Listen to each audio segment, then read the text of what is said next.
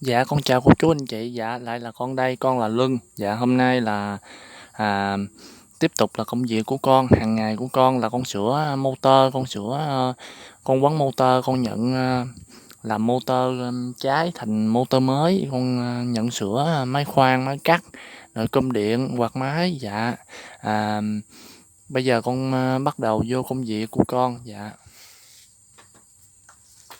dạ hôm nay là con nhận một con khoan đục bê tông total. Dạ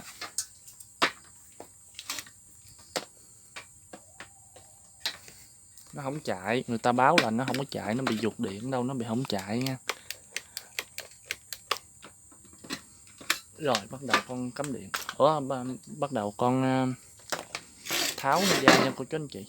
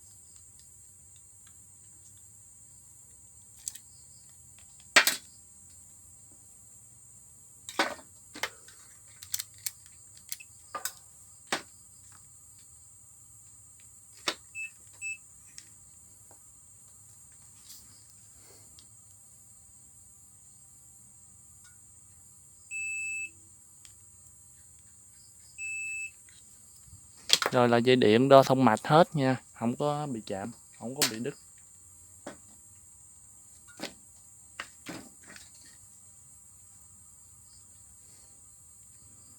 Cái này là cuộn không lên nè cô chú anh chị. Dạ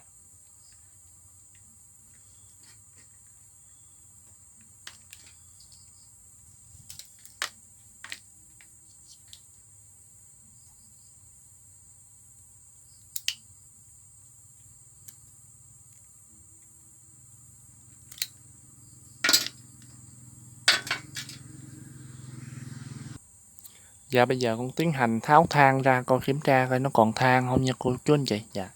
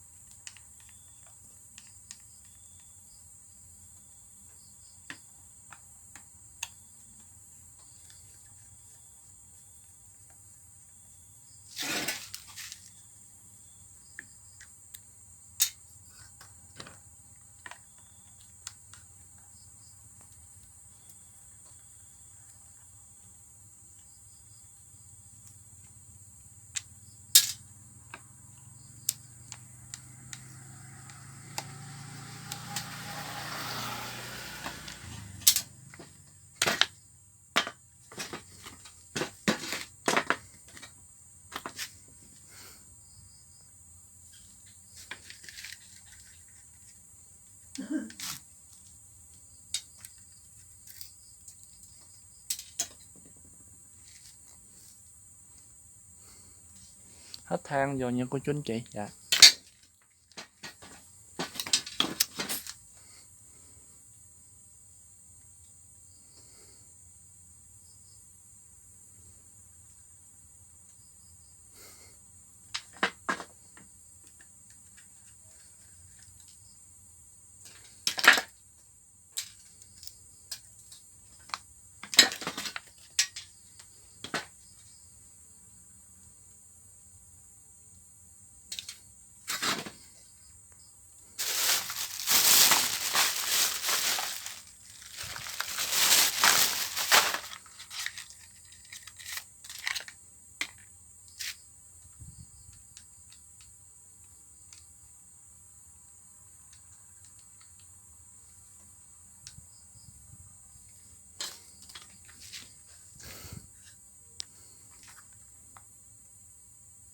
tháng 21.